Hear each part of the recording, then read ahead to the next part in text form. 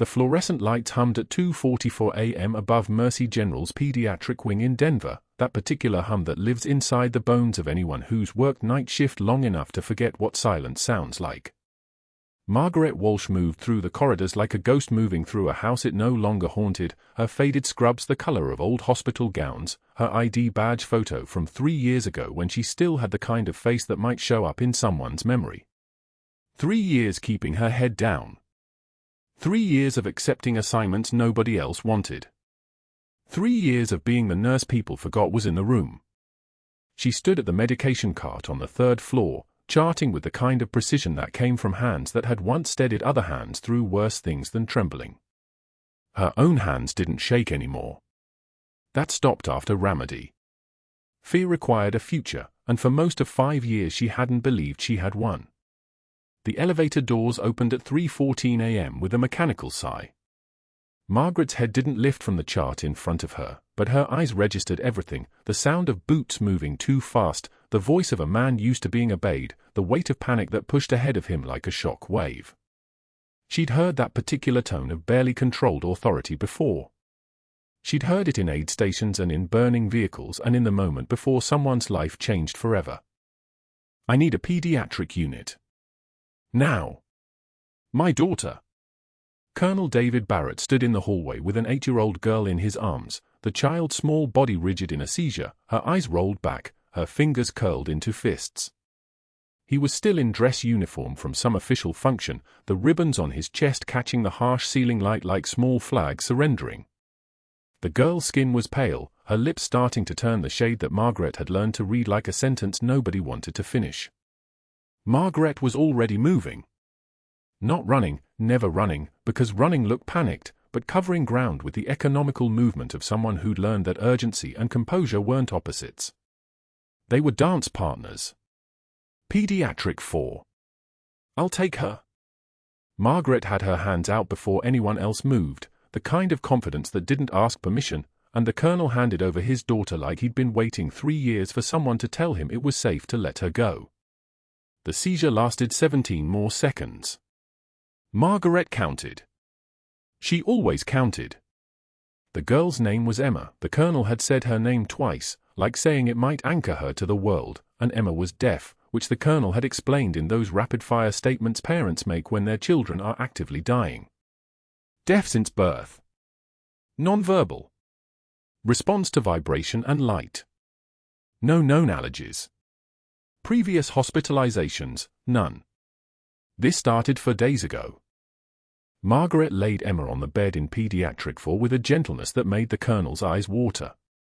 She had one hand on the child's shoulder, monitoring the seizure's progression while her other hand was already reaching for the pulse oximeter. "What's her baseline O2?" she asked the attending resident who'd appeared in the doorway, a young man named Chen who was still learning how to hide the way his hand shook when a child came through the doors. "We don't have baseline," Chen said. She arrived by ambulance. Mom called 911 when the seizure started. Margaret's fingers found Emma's radial pulse, fast, weak, thready, and she began calculating everything at once. Seizure duration. Pupil response. The way Emma's left arm had less movement than her right. The pallor that suggested either profound dehydration or something in her central nervous system that had turned every system downstream into a disaster. Lorazepam 0.1 milligrams per kilogram 4, Margaret said, not as a suggestion but as what was already happening, because she was already drawing it from the cabinet, already moving back to the bed with a 22-gauge needle and the kind of steady hands that 5 years ago had inserted chest tubes in a tent that smelled like diesel fuel and blood. "And I need imaging. Not after we stabilize. Now. Non-contrast CT of the head first, then an MRI if the CT is clear." She had the full line in Emma's arm in one smooth motion. The seizure began to slow. Margaret's eye stayed on Emma's face, watching for the moment when the electricity in the brain began to fade and the child came back to herself, or at least to whatever version of herself was left after whatever had invaded her. The colonel stood in the corner of the room, his hands clenched into fists the size of cannon shells, and he didn't thank her. He just watched her work, and something in the way he watched, some recognition, some weight passing between them, made Margaret's eyes catch on the tattoo on his forearm. A name, partially visible beneath his sleeve. She didn't let herself wonder whose name it was. By 4:21 a.m., Emma had been stabilized and was already in the CT scanner, her small body wrapped in a lead apron, the machine humming around her like a mechanical heart taking her pulse. The images came back clean, no bleeding, no obvious tumor, no fracture, no sign of the catastrophe that should have been there, because something had turned a deaf 8-year-old girl's nervous system into a war zone, and Margaret had seen enough wars to know that this one wasn't finished. Dr. Sterling arrived at 6:51 a.m., after sunrise, which meant he'd come in specifically for this case. Margaret knew the signs. She'd seen ambitious doctors her entire career. Sterling wore shoes that cost more than Margaret's rent, and he wore them with a kind of confidence that suggested he believed they improved his clinical judgment.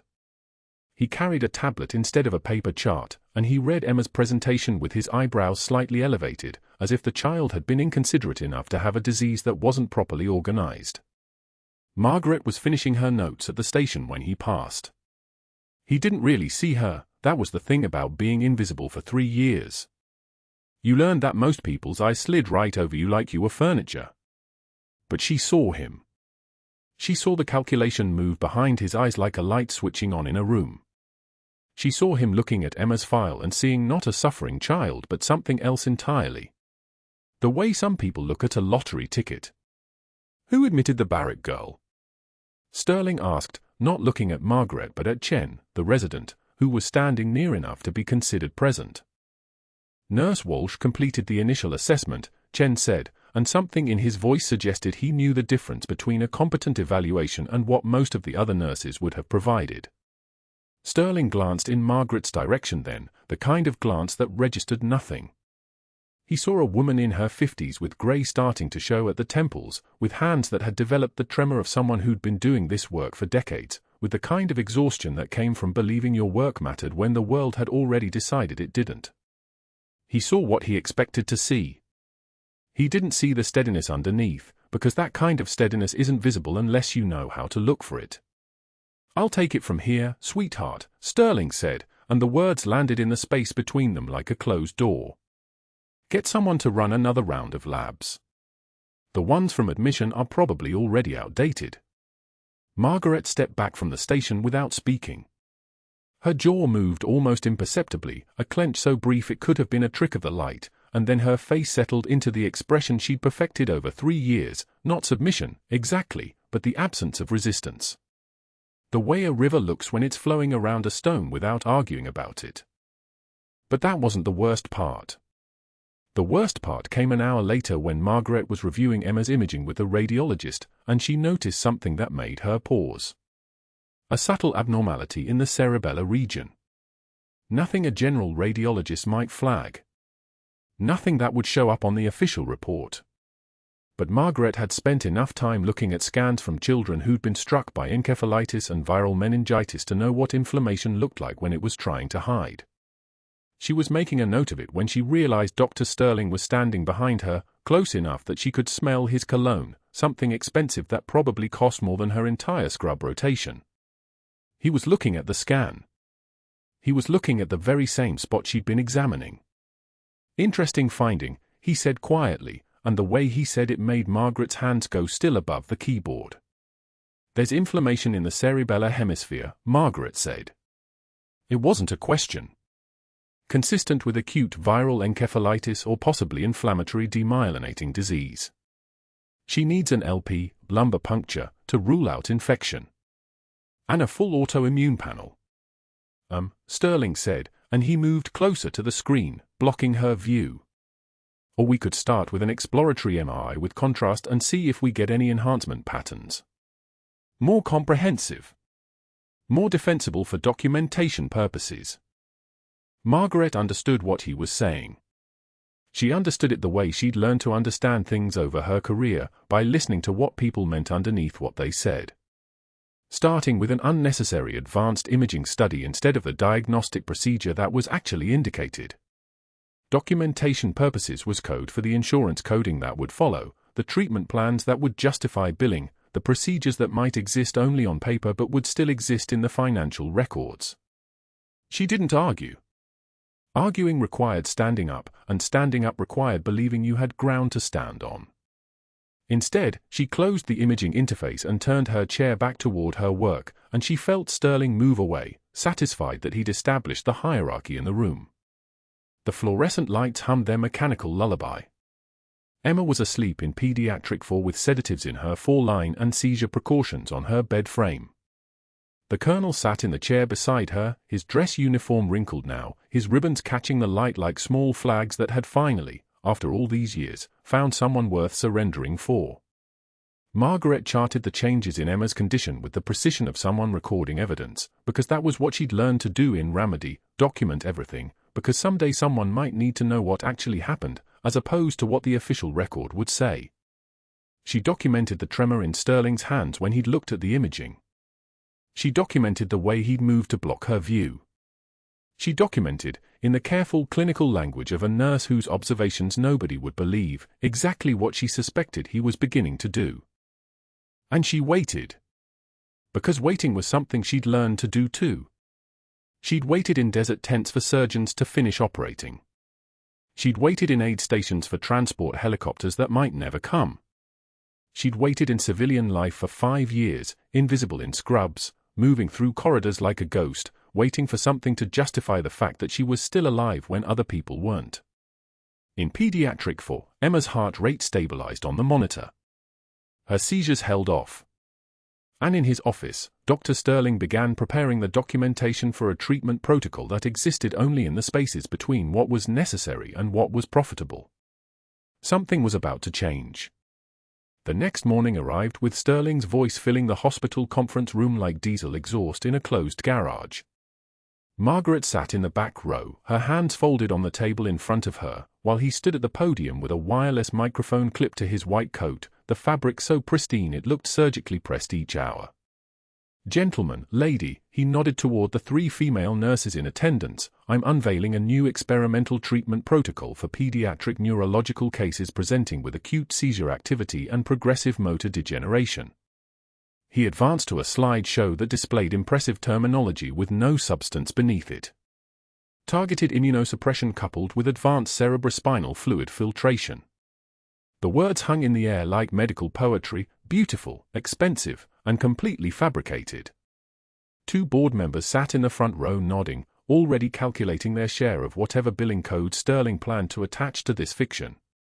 The Barrett case will be our flagship application. Projected cost to insurance, $847,000 over 8 weeks. Margaret didn't move. Didn't blink. Just breathed. Sterling set down his pointer and leaned against the table with the casual confidence of a predator that had never encountered prey who bit back. "But before we begin, I want to make a public prediction." He smiled, and that smile was the kind that revealed nothing except the intention to wound. "Our night shift nurse, Margaret, isn't it? She's going to quit within 7 days. Maybe less. You see, modern medicine has passed her by. The dinosaurs don't adapt, do they? They just go extinct." He looked directly at her. "Tell me, Margaret, when's the last time you attended a continuing education course? 2 years? 3? Do you even remember what evidence-based practice means?" The conference room went still. Not quiet, still. There was a difference. Quiet was the absence of sound. Still was the absence of breath. Margaret took one measured breath through her nose. She didn't raise her hand. Didn't ask for the floor. Just sat there with her weathered hands on the table, the skin creased from decades of work, the knuckles slightly swollen from arthritis that came from carrying patients too heavy for proper technique because proper technique was a luxury when you worked night shift and the staff was half what it should be. A younger nurse giggled nervously. Sterling's smile widened. He'd won before the conversation even began. Over the next 2 days, Sterling moved to phase 2 of his campaign. Strategic. Competent. The kind of calculated moves that didn't require raising his voice because they worked better in whispers and clipboard notes. On morning rounds, Margaret was assigned to room 412, a post-operative knee replacement patient scheduled for physical therapy. She had him ready, vitals documented, pain medications timed properly. Sterling appeared at 8:27 a.m. with his entourage of residents trailing behind him like remoras following a shark. He walked straight past the patient in 412 without a glance and stopped at Emma's door where Margaret was checking the child's foresight, changing the tubing, her hands moving with the precision of someone who had done this 10,000 times across 2 decades. "Nurse Walsh." Sterling's voice came out soft, almost friendly. "When you're finished playing with the equipment you clearly don't understand, the real medical team needs this room for evaluation." Margaret set down the tubing connector. She didn't argue. Didn't point out that she'd been checking for infiltration that was starting to develop on the peripheral line, something Sterling wouldn't notice because Sterling rarely looked at his patients as anything except billing codes with heart rates. She simply stepped aside, gathering her supplies, and moved to the chair in the corner while Sterling performed an examination that lasted exactly 4 minutes and produced 0 clinical insight. After he left, Emma signed something to her mother. The girl's small hands moved with the careful precision of someone who had learned to speak in a language nobody around her understood. Margaret watched the mother's face, the slight tightening at the corners of her eyes as she translated, "Why is the man mean to the nurse?" Margaret turned away, smiled at the wall, said nothing. The cafeteria scene happened on day 3 of Sterling's escalation, which meant it was Thursday 12:34 p.m. according to the clock above the serving line, and Margaret was carrying her lunch tray past the doctor's table where Sterling sat with his 2 board members and 3 residents, all of them laughing at something he'd said about the nursing staff's inability to understand current treatment modalities. She never saw him rise from the table. She felt the impact first, the tray tilting, her hands losing grip on the handles, the bowl of soup arcing through the air in a slow-motion trajectory that ended when it hit the tile floor and shattered. Chicken broth splattered across her scrubs, the smell of salt and celery rising up like steam. The entire cafeteria went silent except for the sound of the bowl's final fragment sliding across the floor, the rubber squeaking of her shoe sole as she instinctively stepped back. Sterling stood there, his expression arranged in a mask of concern. "Oh, goodness, Margaret, I'm so sorry. My reflexes aren't what they used to be. Are your hands okay? That must have been startling for you." The room held its breath. Held its witness. He reached down to Emma's medical chart that he'd left on the table and held it for a moment, letting the weight settle in his hands. Then he threw it at Margaret's feet, the paper scattering across the wet tile like white leaves, the binding breaking open, the pages fanning out in a beautiful mess of documentation and photographs and test results that were no longer organized, no longer in order, no longer Margaret's responsibility but suddenly completely her fault. "Pick that up, sweetheart," Sterling said, his voice pitched low and intimate as though they were alone in the room instead of surrounded by 47 witnesses. "Unless your arthritis is too bad for bending over these days." Margaret knelt. That was the part that would replay in every subsequent moment of doubt and every future moment of triumph. She knelt. She moved slowly, her knee joints making that soft popping sound that comes from age and repetitive strain, and she began gathering the pages with hands that had steadied through worse than this, hands that had applied tourniquets in a convoy hospital in Ramadi where the walls were made of sandbags and the sounds of artillery echoed in your chest cavity for hours after the actual explosion stopped. One tear escaped down her cheek. Just one. She didn't wipe it away immediately, let it fall, let it trace a line down her weathered skin, let the room see that she was affected, that something had landed, that he had accomplished his objective. Then she wiped it with the back of her hand without breaking eye contact. She stood slowly, gathering the last of the pages, squaring them against the chart's broken spine. "I've steadied my hands through worse than you, Doctor." Her voice was quiet enough that only the immediate surrounding tables heard it. Calm enough that it took a moment to understand she wasn't stating a fact, she was stating a promise. Sterling smiled. That predator's smile. "I'm sure you have, honey. I'm sure you have." He turned back to his table and his board members and his residents, confident that he'd established dominance, that the hierarchy was now clear, that Margaret Walsh was an outdated piece of hospital equipment scheduled for decommissioning within days. She walked out of the cafeteria carrying Emma's chart and her own trembling restraint, leaving her soup on the floor where it had spilled, and nobody moved to clean it up because the symbolism had already been recorded in 47 separate minds and would be replayed during rounds and passed along in text messages and reconstructed over dozens of coffee breaks throughout the week. That evening, Margaret stayed late in the hospital library where the older medical records were kept on microfilm and the networked computers still used passwords from 2019. She pulled up Emma's digital chart and photographed every page with her phone, a device purchased 3 years ago with cash from a convenience store, registered under a name that no longer legally belonged to her. The medication administration record showed anticonvulsant doses charted for 4 separate occasions, but when she cross-referenced against the pharmacy's controlled substance logs, those same medications had never been removed from inventory. The imaging orders showed duplicate charges, CT scans billed twice, MRI studies billed twice, all within a 7-day window that made zero clinical sense. The shell companies came next.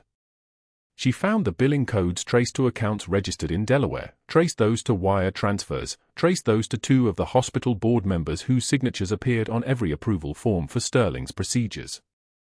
The pattern was undeniable. Emma was being used as a high-profile victim, a military dependent with desperate parents, a complex case that justified expensive interventions, a child whose own disability made her an ideal target because nobody questioned what was actually happening inside the treatment room. Margaret photographed everything. Each page. Each pattern. Each piece of evidence that Dr. Sterling wasn't incompetent, he was calculated. Predatory. Running a scheme so systematic that it had already generated $147,000 in fraudulent billings in just 8 days. Her phone buzzed at 11:24 p.m. A message from the charge nurse, "Dr. Sterling wants to see you before your shift tomorrow." 6 a.m. His office. Margaret set the phone down on the hospital library table, next to the microfilm reader, next to the copies of Emma's chart, and she closed her eyes. The trembling wasn't fear. It was restraint. The kind of restraint that comes from understanding the rules of engagement, the kind that comes from having survived worse than administrative theater, and the kind that comes from knowing that tomorrow morning at 6 a.m. would change everything. The 6 a.m. meeting was scheduled for 5:45. Sterling sent the calendar invite at 4:37, the subject line reading, "Urgent personnel matter, confidential." Margaret didn't see it. She was already at Mercy General, sitting in her car in the basement parking garage with her hand on the steering wheel, watching security cameras flicker to life on the monitor she'd pulled from the network closet 3 hours earlier. She'd copied everything. The shell companies. The kickback routing. The phantom procedures billed to military insurance. $72,000 in a single month for treatments that existed only on paper. She had photographs. She had timestamps. She had the names of the 2 board members who'd signed off on Sterling's scheme, the same names embedded in the Nevada LLC that received deposits every Friday like clockwork. She should have gone to the compliance office. Should have filed a formal report. Should have played it by protocol like a civilian nurse would play it, like someone with nothing to lose. But Margaret Walsh had never been good at protocol. Protocol was what got people killed in Ramadi. Protocol was what got 12 operators into an ambush in Sanjan Valley because someone followed the chain of command instead of trusting what their hands already knew. She had the evidence. She had the advantage. She was waiting to see how Sterling would move. The invitation sat in her inbox at 6:04 a.m. when she finally powered on her phone. She'd been watching the hallway where Emma's room was located, watching the colonel arrive before dawn with dark circles under his eyes and a prayer on his lips, watching the breakfast trays move through the ward as if this were any other morning at any other hospital, as if a little girl's life wasn't being rewritten by a doctor with a spreadsheet and no conscience. Margaret drove upstairs. Sterling's office was on the 4th floor, corner suite with windows overlooking the Denver skyline. He was already seated behind his desk when she arrived, the leather chair tilted back like a throne. 2 board members flanked him, Harold Chen and Patricia Reeves, the signatures on every fraudulent authorization form, the ones who'd approved $700,000 in unnecessary procedures over 14 months. They didn't look nervous. They looked prepared. That was the moment Margaret understood that Sterling had anticipated someone might question him. He had a script. "Margaret, thank you for coming in early." Sterling gestured to a chair positioned several feet back from his desk, a deliberate spatial arrangement that made her lower in the room's hierarchy. She didn't sit. "We've received some concerning reports about your conduct over the past 72 hours. Patricia Reeves opened a folder. Inside were screenshots, Margaret's badge access logs, her phone activity, her login timestamps to the hospital computer system. You've been photographing confidential patient records, questioning physician orders, accessing files outside your assignment scope." Each statement landed like a small accusation, building toward something larger. Margaret recognized the technique. Accumulate minor violations first. Make the target feel cornered. Then spring the real threat. "The Barrett case is particularly troubling," Harold Chen added, his voice smooth as oil on water. The mother, Mrs. Barrett, called this morning expressing confusion about conflicting information she received regarding her daughter's treatment plan. "She mentioned that you'd raised concerns about the imaging protocol." He paused, letting that sink in. Concerns that contradicted Dr. Sterling's clinical judgment. Margaret's hands were steady. Her breathing steady. Everything inside her was running on systems that had been calibrated in places most people would die before seeing, but her voice came out soft and professional, deferential in the way that had kept her invisible at Mercy General for 3 years. "I have concerns about the clinical appropriateness of—" "Your concerns are noted," Sterling interrupted, leaning forward. "And no longer relevant. Effective immediately, you're removed from the Barrett case. Your badge access to pediatrics is restricted. You're suspended pending a formal peer review of your nursing credentials." He said it the way he might order a sandwich, casual and final. "Take the rest of the week off. We'll be in touch once we complete our review." The room went so quiet you could hear the fluorescent lights humming overhead, that constant mechanical drone that most people filtered out but Margaret had learned to use as a timer. She'd heard that same sound in aid stations and medevac helicopters and interrogation rooms, learned that silence lasted longer than people thought, and that the first person to fill it usually lost. "We've also taken the liberty of contacting your previous employer," Patricia Reeves said, and Margaret felt something shift in her chest like a door closing. "Your nursing agency references. The ones you listed on your hiring paperwork. We wanted to verify your work history, given the current concerns." She slid a printout across the desk. "Phone numbers. All of them. When we called to confirm your credentials, the numbers were disconnected. All 4 of them." The agency itself was dissolved in 2019 according to the Wyoming Business Registry. Sterling was watching her now, waiting for a reaction, waiting for her to panic or stammer or admit to some elaborate fraud. But Margaret had served in the Navy for 18 years. She'd had her entire identity scrubbed from every database after a classified operation went sideways, the hostage extraction in Mogadishu that officially never happened, the one that cost 3 operators their legs and got Margaret's name permanently classified and her service record sealed under executive order. The Navy had erased her, given her a new social security number, a civilian identity, a new nursing diploma issued under her legal name. Told her to disappear and never surface. "I understand your concerns," Margaret said quietly. Her voice didn't waver. Didn't show the calculations running behind her eyes, how fast she could file a complaint with the Colorado Board of Nursing, how many news outlets would run a story about insurance fraud, how much damage she could do if she decided to weaponize the truth. But that would bring attention. That would bring investigators. That would bring exactly the kind of official scrutiny that the Navy had warned her about. Surface and lose everything. The message had been crystal clear. "Good," Sterling said, and something in his expression shifted into pure satisfaction. He'd gotten what he wanted, Margaret's compliance, her silence, her removal from a case where she might interfere with his procedure schedule. "Your suspension will be documented. We'll review the evidence and determine whether your credentials meet our standards going forward. You can expect to hear from HR within 5 business days." Margaret stood without being told to leave. The movement was deliberate, controlled, the posture of someone who'd received their orders and understood them completely. She walked toward the door, but Sterling's voice caught her at the frame. "One more thing."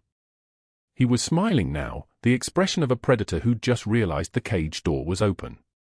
"We tried calling your listed emergency contact as well. The naval liaison number in your file. That one was disconnected too." He leaned back in his chair. "Curious, isn't it? A nurse with no verifiable history. No agency. No military contact. Just appears at Mercy General and starts asking questions about physician orders." He paused, letting the implication breathe. "Makes a person wonder who you really are." Margaret didn't turn around. She walked out of his office and down the hallway toward the elevators, her badge still clipped to her scrubs even though she could feel it dying in her hands, the access being revoked in real time through some digital system in the basement. She pressed the button and waited. The doors opened. She stepped inside and watched the numbers count down from 4 to 3 to 2, and then the elevator lurched to a stop at 2 and wouldn't move. The buttons were locked. Her badge was already dead. She had to take the stairs. By 9:15 a.m., Sterling was already moving. He'd called the pediatrics ward directly, bypassing the standard order system, and scheduled Emma Barrett for what he termed an advanced intervention procedure, language vague enough to avoid specificity in the medical record, specific enough that the colonel would understand it meant desperation. The parents were running out of options. Their daughter was seizing. Paralysis was progressing. And Dr. Sterling was the last doctor willing to try something aggressive. He'd explained it to the colonel in the cafeteria, voice low and urgent, painting a picture of experimental protocols that had shown promise in overseas military hospitals and required immediate intervention before the neurological damage became irreversible. The colonel had signed the consent forms without reading them carefully. He was holding his wife while she wept. He would have signed anything. Margaret shouldn't have been anywhere near pediatrics. Her access was revoked. Her assignment terminated. But she'd worked night shift at Mercy General for 3 years without drawing attention, and 3 years of invisibility meant she knew where the staff staircases ran, where the camera blind spots existed, which doors were propped open by janitors who didn't report their maintenance routes up the chain. She came in through the loading dock at 1 o'clock and made it to the 4th floor pediatrics unit without encountering a single person who would stop her. Emma's room was empty. The monitors were dark. Margaret's heart did something that felt like falling. She moved down the hallway, past the nurse's station where 2 RNs were documenting patient notes and didn't look up, past the supply closet where housekeeping was restocking linens, toward the procedure room at the far end of the ward, the one Sterling had requisitioned for 12:30 p.m. and marked private. "Do not disturb." Through the small window in the door, Margaret could see inside. Emma was on the procedure table, small and still, her right arm elevated with an 4-line already established. Sterling stood beside her in full surgical gear, but his movements were wrong. Too casual. He was holding a syringe, she couldn't see what was in it, couldn't see the label, and he was looking at his phone while he prepared it, his face illuminated by the screen, his attention completely elsewhere. Margaret's hand went to the door handle. She could stop this. She could walk in and demand to know what he was injecting, demand to see the medication vial, demand to examine the procedure authorization. But that would confirm that she defied her suspension and violated every protocol that Mercy General's administration had just put in writing. That would be the moment Sterling had been waiting for. He depressed the plunger. The medication entered Emma's full line over approximately 4 seconds. Margaret counted them because that's what she did in moments like this, her brain locked into tactical time where everything slowed down and she processed information in parallel streams. Sterling didn't watch the injection. He was still on his phone. He didn't monitor the child's response. He just stepped back and set the syringe down on a tray and started removing his gloves like he'd just finished something routine and forgettable. Emma's monitors began alarming 90 seconds later. Heart rate climbing. Oxygen saturation dropping. Her small body beginning to seize, not the controlled neurological seizure she'd been experiencing, but something catastrophic, her blood pressure collapsing, her O2 sat plummeting from 88 down to 72 down toward critical threshold. Sterling's head snapped up.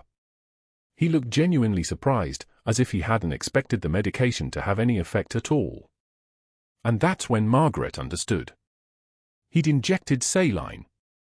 He'd given a sick child normal saline and documented it as anti-seizure medication so he could justify an ICU admission, justify emergency interventions, justify the kind of billing cascade that would generate another $70,000 in fraudulent charges before the week ended. The alarms were still blaring. She didn't think. She moved. The stairwell door opened and closed behind her in 3 seconds flat, and her badge, the one that should have been dead, somehow still registered as valid enough to unlock the supply closet on the 3rd floor.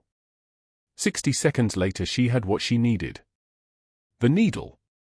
The angle. The knowledge that Emma's small chest could accommodate what was coming. Margaret pushed into the procedure room just as Sterling was reaching for the emergency button. "Step back," she said, and something in her voice made him comply. Not a question. Not a request. Command voice. The kind of authority that doesn't ask permission because it's already accustomed to being obeyed. She pushed him out of her way, not violently, just a displacement of his mass by someone stronger and faster, and her hands were already moving. The epinephrine went in the 4 at the same moment her eyes registered the monitors. Cardiac tamponade. That's what the collapsing pressure meant. Emma's heart was drowning in its own fluid. The saline injection hadn't caused seizures. It had caused something far worse. A reaction. An inflammatory response that was filling the pericardial sac faster than her pediatric heart could compensate. "What are you doing?" Sterling was moving toward her, his voice high and panicked.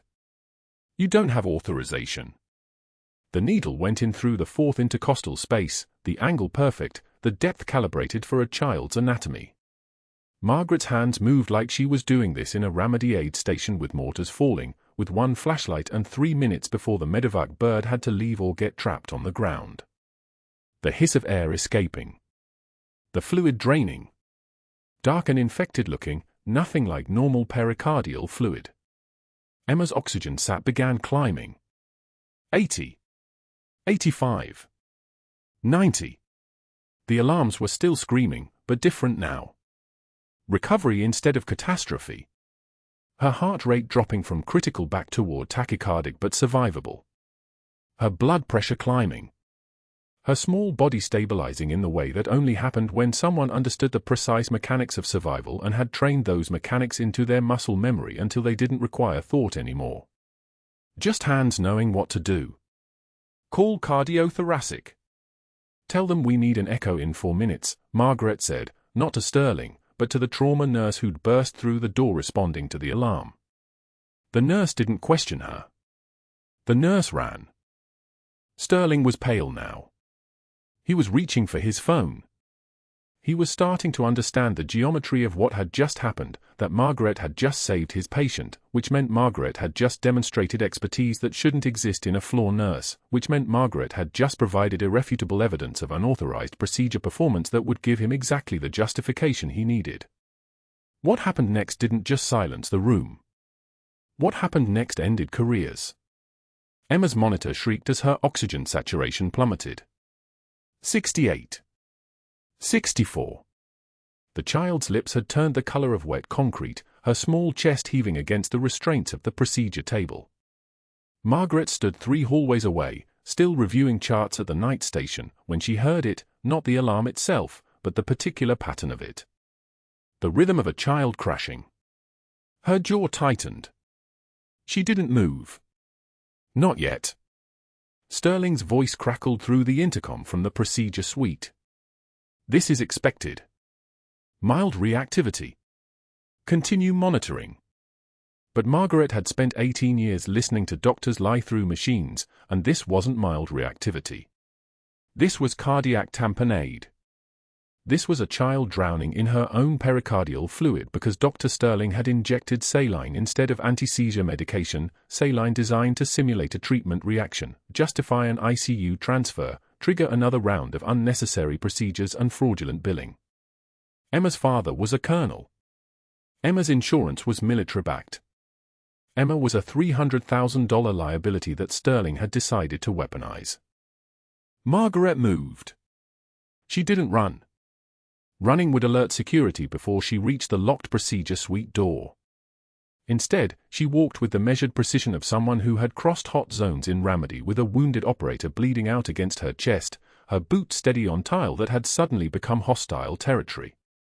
The combat boots themselves, the worn pair she kept in her car trunk, the same one she'd been wearing 5 years ago when she pulled Colonel Barrett from a burning Humvee, those boots made no sound now. Just muscle memory in motion. The suite door was locked. Electronic keypad. Margaret keyed her override code, for -7-2-9-1-1, the code they'd issued her 3 years ago before they knew she was someone worth erasing, and the magnetic bolt released with a soft click. She pushed through. Sterling stood at Emma's bedside, checking his phone. Not checking her vitals. Not preparing an intervention. Checking his phone. The two surgical nurses flanking the table looked at each other with the paralyzed confusion of staff who knew something was catastrophically wrong but had been trained by hierarchy to defer, to wait, to let the attending physician decide when to escalate. They saw Margaret and relief flooded their faces like they'd just been thrown a rope. "Move," Margaret said. Not a request. A command in the voice of someone who had given medical directives in field hospitals while mortars fell on sandbags 60 meters north. Sterling's head snapped up. "You're suspended. You don't have clearance to." Margaret was already past him. She locked the procedure suite door from inside, locked Sterling on the wrong side of it, and reached Emma's bedside. The child's skin was mottled, her jugular vein distended like a surgical drain had been opened inside her chest. Muffled heart sounds. Pulses paradoxus, the blood pressure dropping with each breath, the classic signature of a pericardium filled with fluid that shouldn't be there. Margaret's fingers found the landmarks, subxiphoid space where the ribs met below the sternum. She could feel Sterling pounding on the locked window behind her, his voice muted, his hands flattening against the glass like a man watching his architecture collapse. "Crash cart," Margaret said. One of the nurses was already moving, pulling it from the corner. The other was documenting, her hand steady because someone in that room was calm, and calm was contagious. Margaret grabbed a 14-gauge angiocath needle from the crash cart's emergency kit, prepped Emma's skin with chlorhexidine in 3 long strokes, and positioned the needle at a 45-degree angle toward Emma's right shoulder. Her hands didn't shake. They never had. Pain was information. Trembling was the luxury of people who hadn't learned to process it. The needle went in. For a moment, a breath, a second, an eternity, nothing. Then the hiss. The beautiful, terrible hiss of air escaping as the pressure inside Emma's chest released like a balloon struck by a pin. 60 milliliters of blood-tinged fluid filled the syringe. Then 70. Margaret drew carefully, steadily, one-handed while her other palm maintained pressure on the puncture site. She could feel Emma's color improving beneath her fingertips, the child's oxygen saturation climbing in real time, 72, 78, 84, 90. The monitor's rhythm shifted from the staccato panic of compromise back toward something that resembled stability. Sterling's pounding intensified. His voice came through the door speaker, distorted with rage and something underneath it, something that sounded like the first tremor of understanding that his architecture was collapsing faster than he could run. "You're in violation of hospital protocol. You're finished here." Finished. Margaret didn't acknowledge him.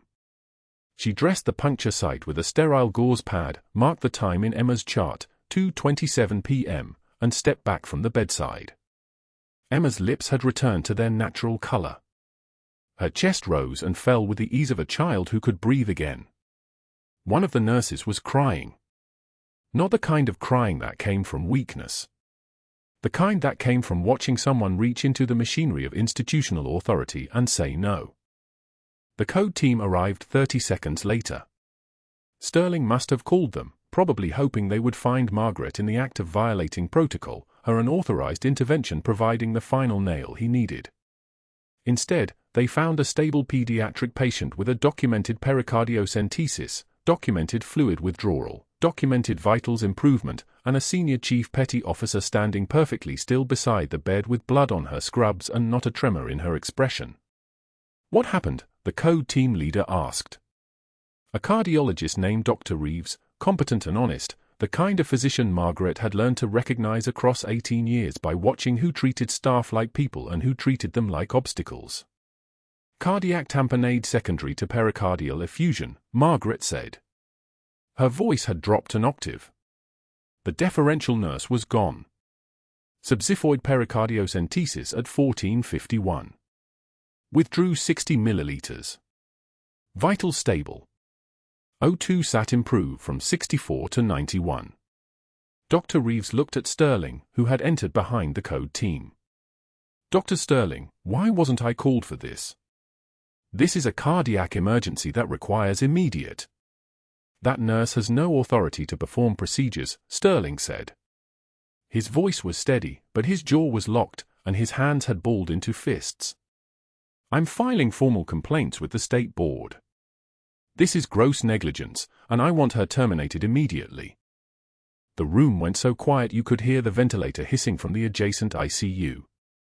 Dr. Reeves turned to Margaret. His eyes took in her composure, the absence of panic, the precise medical terminology, the documentation already complete in Emma's chart. "Did you have physician supervision for this procedure?" "No," Margaret said. "I didn't. I was suspended from this case 2 hours ago. The patient was crashing, and the attending physician was not responding to clinical deterioration." "She violated a direct order," Sterling repeated. "She overrode patient assignment protocols. She performed an invasive procedure without authorization. I don't care what the outcome was, or the violation is clear." "The outcome," Margaret said, "is that your patient is alive." She didn't say anything else. She didn't defend the decision, didn't explain the clinical reasoning, didn't mention that she'd performed pericardiocentesis in a tent outside Fallujah with a Leatherman and a prayer. The people who needed to understand would understand. The people who wouldn't understand never would. Security arrived at 3:12 p.m. 2 officers in grey uniforms, their expressions carrying the apologetic firmness of people hired to enforce decisions they didn't make. "Ms. Walsh, we need you to come with us." She followed them. Not because she had to, but because resistance would only extend the process of what was already written. They escorted her to the staff locker room where her personal items had already been cleared from her locker. Someone had done it sometime between her suspension and now, moving with the efficiency of an institution preparing for liability. Her jacket, her phone charger, the photograph she'd kept of her unit in a frame that had no unit name on it, just faces and dates and the word Sisters written in fading ink. All of it was in a cardboard box that one of the security officers held like it weighed nothing. Her badge reader had been deactivated. The officers walked her through the lobby during evening shift change, past nurses and residents and respiratory therapists, past families in the waiting area whose eyes followed her trajectory across the floor like they were watching something they recognized but couldn't name. Perp walk. Institution purging. The quiet destruction of the person who'd said no. Outside, the evening air hit Denver like a cold slap. Margaret sat in her car for 22 minutes, hands on the steering wheel, not moving. She didn't cry. She didn't tremble. She sat in the stillness of someone whose life had just been erased for the second time, watching the parking lot lights flicker on as the sun collapsed behind the front range. Then she drove to the Denver VA hospital. The waiting room there smelled like old coffee and the particular exhaustion of people whose bodies had been broken in places that didn't appear on X-rays. Men in wheelchairs. Men with prosthetics still learning to walk. Men whose eyes carried the weight of things they could never unsee. Margaret had worked here once, right after her official discharge, before she'd taken the job at Mercy General and tried to be someone ordinary. She recognized some of the faces. Some of them recognized her, the quiet nurse who'd always been gentler with the trauma cases, who'd never asked questions about scars or missing years or the stories behind the 1,000-yard stares.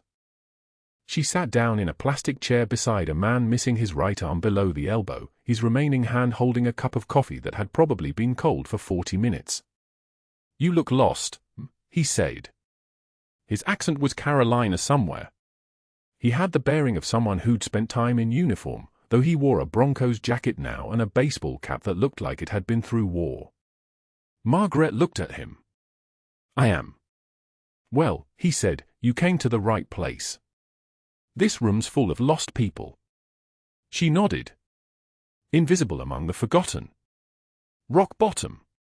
This was where people went when institutions decided they didn't fit, when every credential had been invalidated, when the only proof of who you were existed in classified files that were legally not supposed to exist. She sat there as the evening deepened, as the overhead fluorescent lights buzzed their monotonous hymn, as another man wheeled past with a prosthetic leg and didn't even glance in her direction. She belonged here now. She was finally as invisible as she'd tried to be. But invisible people sometimes had the ability to be seen by other invisible people, and invisible people sometimes made phone calls to numbers they weren't supposed to remember, numbers that had been deleted from every official record, numbers that existed only in muscle memory and the deep architecture of oaths that had never technically been rescinded. 3 days later, the phone would ring. The helicopters would come. The truth would walk through those hospital conference room doors in dress uniforms and combat decorations, and Margaret would watch Sterling's face finally understand what happens when you wage war against someone who already survived being erased, who had nothing left to lose, who had only ever wanted to save a child. But for now, in this moment, she sat in the Denver VA waiting room and let the silence hold her like a weapon she wasn't quite ready to use. The conference room at Mercy General smelled like industrial coffee and the particular silence that comes before everything changes. 3 days had passed since Margaret walked out with her badge deactivated, since security escorted her through the hallway while staff pretended not to watch. 3 days in the Denver VA waiting room, surrounded by veterans, invisible among the forgotten. The hospital board had convened to finalize her termination. Dr. Sterling sat at the head of the mahogany table, his fingers steepled, his expression a mask of wounded professionalism. The 3 board members flanked him, Hayes, Bennett, and Conrad, the men who'd benefited from his fraudulent scheme, their names buried in shell company structures and wire transfers. The hospital administrator adjusted his glasses nervously. A lawyer opened a folder labeled with Margaret's name. The fluorescent lights hummed their mechanical drone. Sterling was already rehearsing his narrative when the conference room doors opened. He didn't look up immediately. When he did, his expression shifted from irritation to confusion to something approaching fear, though he tried to lock it down before anyone could see it fully. A teenage boy entered first, carrying a shadow box. Behind him came a man in a Navy SEAL uniform, a dress blues, chest full of ribbons, the kind of presence that made the air pressure in the room change like an altitude shift. Colonel Barrett followed, his jaw tight, his eyes fixed on Margaret's photograph in the personnel file now spread across the table. The teenage boy stepped forward, his voice shaking slightly but holding the steadiness of someone who'd rehearsed this moment 100 times in his head.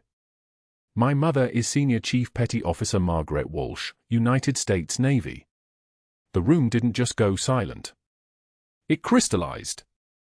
Nobody moved. The lawyer's pen froze mid-note.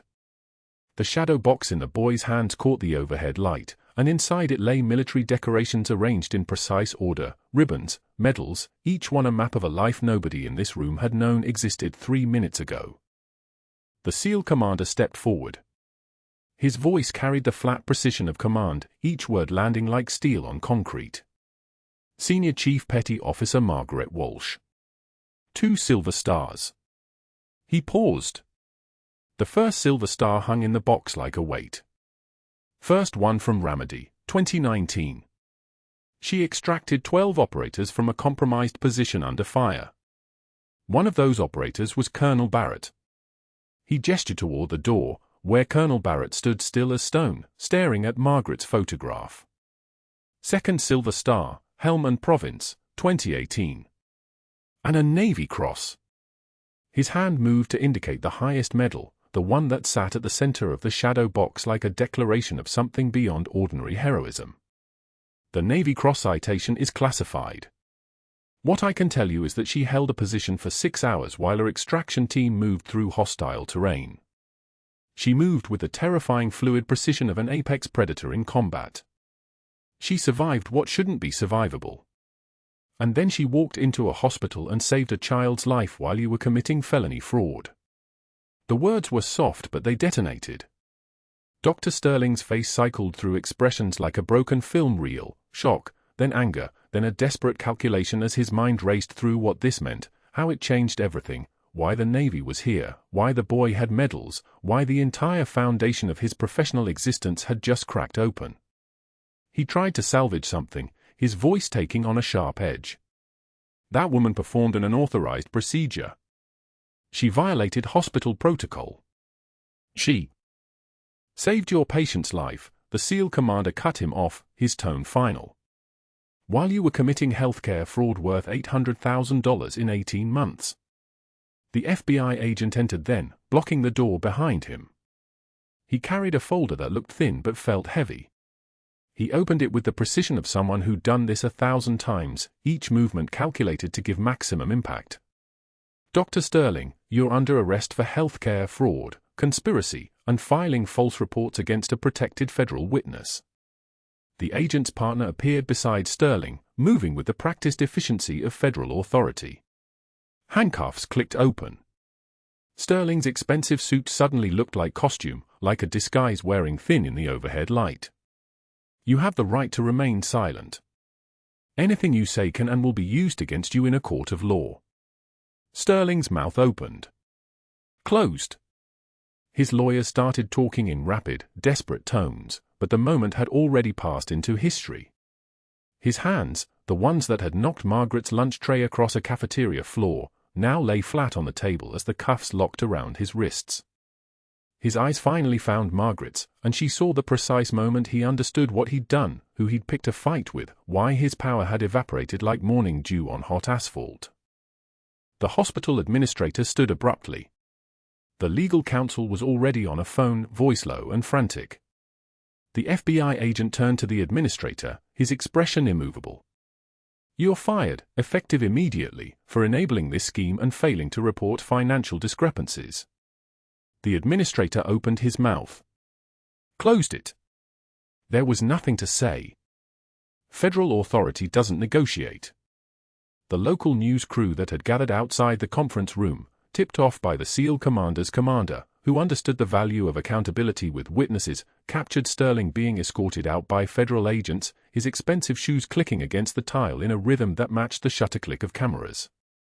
Within hours the footage ran on Denver 7, then Channel 9, then picked up by national outlets hungry for stories about healthcare corruption. The hospital's legal team initiated an audit that would take 3 months and uncover 47,000 more in fraudulent claims they'd initially missed. Sterling's medical license was suspended pending criminal trial. The 3 board members lawyered up immediately and began cooperating with investigators, throwing Sterling under every bus in the parking lot, their careers evaporating like water from a hot stove. 6 months later, a local reporter following up on the story found Dr. Sterling in a strip mall on Evans Avenue, sitting at a folding table in front of a discount dental clinic. He was handing out brochures for supplemental insurance. His expensive suit had been replaced with department store casual wear. His hands, when they weren't gripping the edge of the table, shook slightly. The reporter asked if he had any comment about the investigation or his pending trial. Sterling wouldn't make eye contact. His voice, which had once filled a cafeteria with casual cruelty, came out barely above a whisper, no comment. The reporter noted in her follow-up piece that he'd aged 10 years in 6 months, that his watch was missing, that his wedding ring was gone. She noted that he flinched when people walked by his table. She noted that whatever remained of Dr. Sterling was no longer a threat to anyone. He was a cautionary tale now, a folding table and a stack of worthless brochures, the living evidence of what happens when you wage war against someone with nothing left to lose. But Margaret didn't hear about Sterling's folding table career. She was working. 2 months after the board meeting, she returned to Mercy General under new administration. She'd been offered her choice of positions, a day's shift, private rooms, administrative roles that would have paid more and required less of the physical and emotional labor that tore at the edges of human beings. She'd chosen the night shift. Pediatrics. The same role she'd held before Sterling arrived, like a fever that burned hot and fast and nearly destroyed everything. Everything was different now, though nothing had changed. Staff nodded with respect when she passed in the hallway. Doctors consulted her clinical assessments during rounds, asking her opinion like she was a full human being instead of background furniture. The hospital had installed a plaque, not her name on it. Federal restrictions made that complicated, but a dedication to the courage of invisible heroes, and it hung outside the pediatric ICU where Emma Barrett had nearly died. Margaret's locker contained the shadow box her son had carried into that conference room. She looked at it each shift before clocking in, at the medals arranged in their precise order, the decorations that belonged to a person she'd been, the senior chief petty officer who'd held positions under fire and carried operators through Ramadi streets. She never took the medals out. They were meant to stay there, evidence that the woman in the scrubs had once been something else, had carried weight beyond what most people could imagine. But Emma Barrett was what mattered now. The evening was quiet, the kind of Denver evening where the air smells like rain about to happen, where the light slants sideways through hospital windows and lands on small faces healing from things that nearly killed them. Emma's room was painted a soft yellow now, and her mother had covered the walls with pictures, Emma signing, Emma's deaf school class, Emma's interpreters, the architecture of a child's world that Sterling's incompetence and greed had nearly erased. The 8-year-old stood beside her hospital bed, her small bare feet on the cold tile floor. Margaret knelt beside her, steadying Emma's balance with hands that had never trembled when it mattered, that had performed pericardiocentesis without ultrasound guidance, that had carried bleeding operators 3 blocks through sniper fire while Ramadi burned. Emma took one step. Then another. Then a third. Her mother cried. Her teenage brother filmed it, capturing the moment on his phone with the intensity of someone documenting a miracle. Margaret stood slowly as Emma completed her lap around the room, the child's balance improving with each rotation, the neural pathways in her brain finding new roads around the damage the encephalitis had caused. This was the child Sterling had nearly destroyed. This was the reason Margaret had walked through protocol like it was water, had let her military training override her hospital training, had chosen a girl's life over a career that had never mattered anyway. Colonel Barrett stood in the doorway. This time he didn't look away. He came into the room slowly, his uniform catching the overhead light, and he approached Margaret with the formal precision of military bearing. He extended his hand, but then something shifted in his face, recognition, gratitude, memory, and the weight of 5 years of debt he'd never acknowledged because he'd never known to whom he owed it. He pulled her into a brief, tight embrace, the kind of hug that communicates without words. I remember. I understand. I know what you did. When he stepped back, his voice came out rough. Ramadi. I remember now. I remember your voice. Carrying me. You kept talking the whole time, kept saying we were almost there, kept telling me to stay conscious. His eyes found the tattoo on his forearm, her name, inked in military script, a marker of debt and rescue and gratitude carved into his skin. I owe you everything. Twice now. Margaret shook her head. The gesture was small but absolute. You don't owe me anything. This is what we do. She looked down at Emma, who'd returned to the bed and was practicing her balance again, her small face concentrated with the determination of a child refusing to be limited by what nearly killed her. We carry each other home.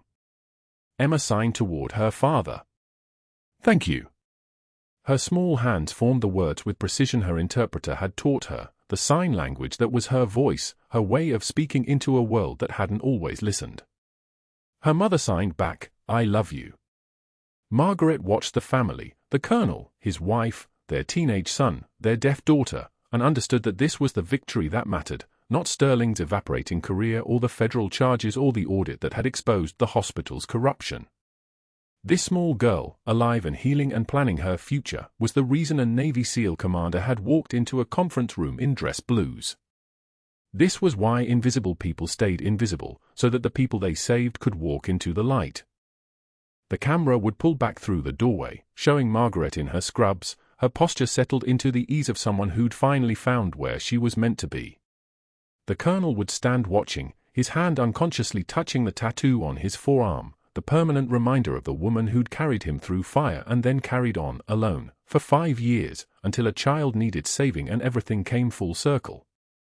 In her car trunk, wrapped in plastic to preserve the memory, Margaret kept the pair of worn combat boots she'd been wearing when she pulled Colonel Barrett from a burning Humvee. The leather was scarred from Ramadi's streets, marked with blood and dust and the particular geometry of survival. She'd never thrown them away. Some people keep medals. Some people keep photographs.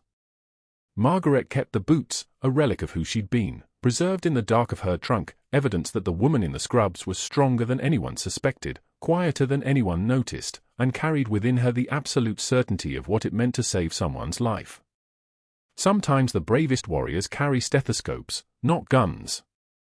If you've ever been underestimated by someone who didn't know your story, if you've ever kept your truth hidden while standing next to people who couldn't possibly understand the weight you carry, then you know exactly who Margaret Walsh is.